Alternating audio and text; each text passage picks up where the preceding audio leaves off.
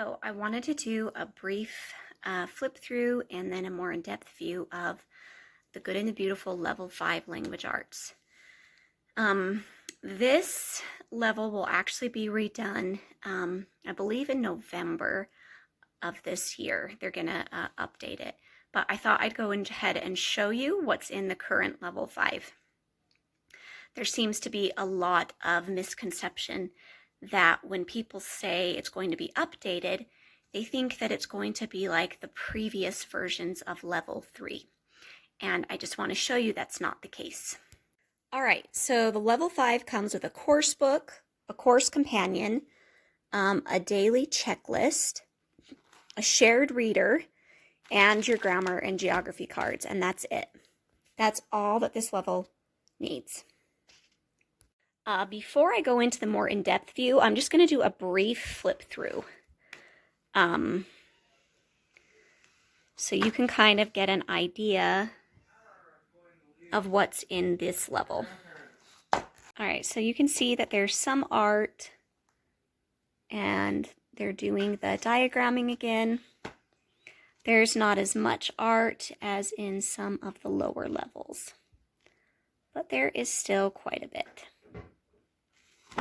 So here's a brief look at the course companion. I made tabs so you can kind of see what's in there.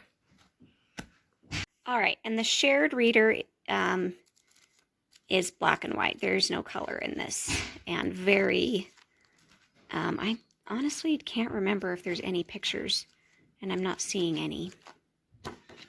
So there's that. And the daily checklist. It explains in the course companion how to use this. All right, for the more in-depth view, as in the other levels, the beginning tells you about the course, the Level 5 at a glance, and what it covers. It tells you what's included. It tells you what additional things you need. And then it gives you just about your, just how to use it. So lesson 1 is very similar to all of the lesson 1s in the Good and the Beautiful. They tell you how to use the course. You have to read through it with your child and make sure they understand how to do it. Then it heads right into parts of speech review. And then it heads right into, and then lesson 2. They read a little bit about that artwork, and then they practice some writing skills.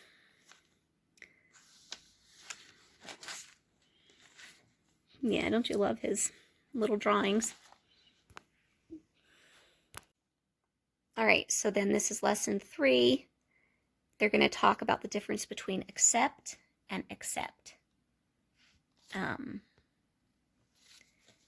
And that's his little art that he drew.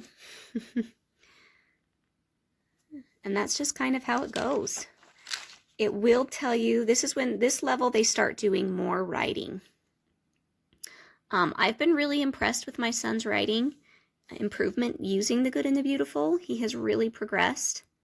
I often hear people say that there's not enough writing in it, and I think that it's very gentle and it's very step by step. So it can look like not enough, but I think over time it is enough. Just reviewing parts of speech again, and then it brings in the diagramming and some geography. So, and as you go farther in the book, the sentences get a little bit harder. And they have, you know, their different steps. They have more writing.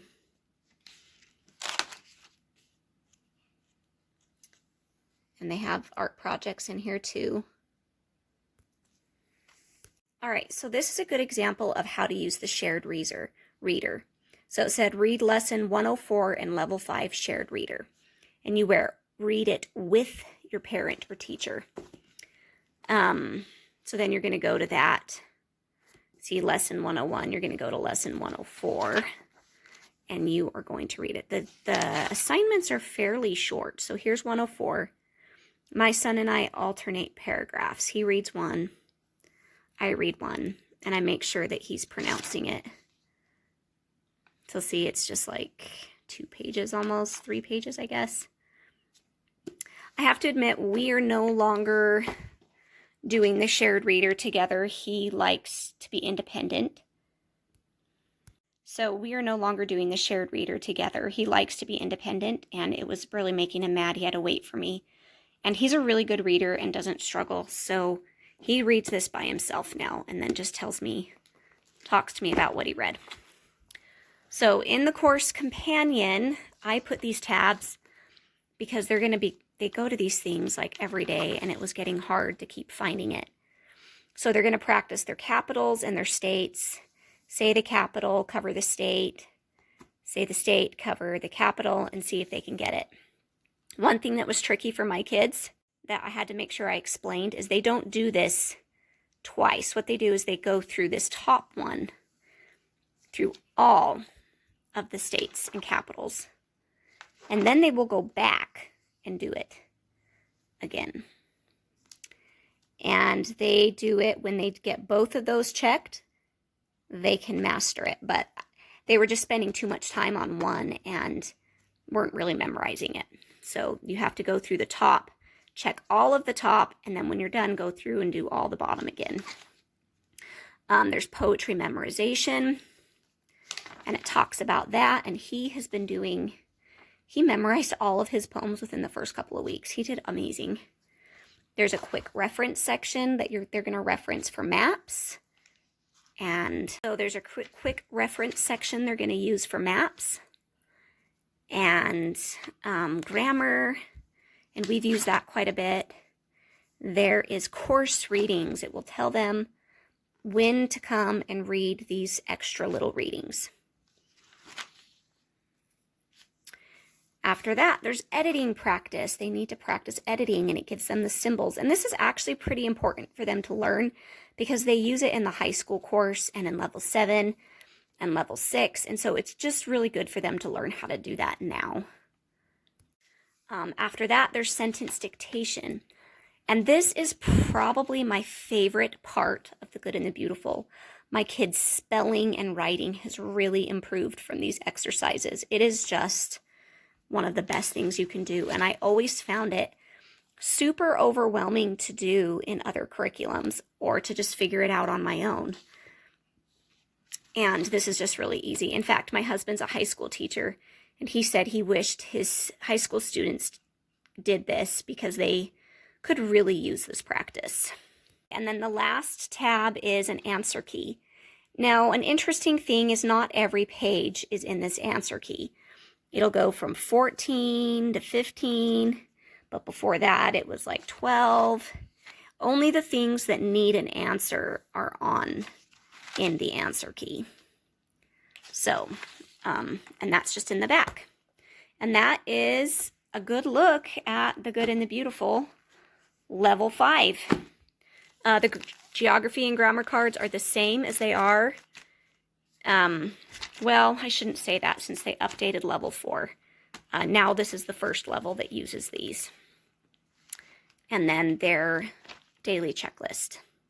So we have really enjoyed using The Good and the Beautiful, the higher levels. As much as I'm okay with the lower levels, I have to admit my real love for the program is in levels 3 and up. I have not used the current level 3. We went through the old version last year before they updated it. And I have not used the current level 4. We had just finished level 4 when they came out with the new one. So, but I love their older ones. It has made my kids independent, so they're able to do it on their own, and yet they're actually learning, and it's applied learning. And what I mean by that is that they actually can use what they're learning when they're writing their papers. So, and it's just made it really easy for me to spend time on my younger kids because they're so independent. And you've probably noticed most of my Instagram posts and reels and stories are with my 7-year-old. That's because he's the one I'm spending the most time with. I do dictation and answer checks with the older boys, and I help them with writing their papers, but there's really not a lot for me to show other than that because they're fairly independent at this point. So I try to show me doing things with them, but it's just not as easy because they do a lot of it on their own. And sometimes when I'm busy, they're able to help each other. Like the other day, my boys wanted to get done early so they could go play with some friends. And I was like, we just gotta wait. I just gotta finish doing this with Parker really quick. I've got his attention. I don't want to stop and do your dictation with you. And so my 13-year-old asked my 15-year-old, hey, will you help me with my dictation? So my oldest son read the dictation so he could do it. So it's been really helpful. Anyways, I just really love it for the older levels. The more we use of the older levels, the more I realize that I like this program. And like I said, I like the lower levels, but I don't love them nearly as much as I do these upper level courses. So anyways, I hope you enjoyed this look at level 5.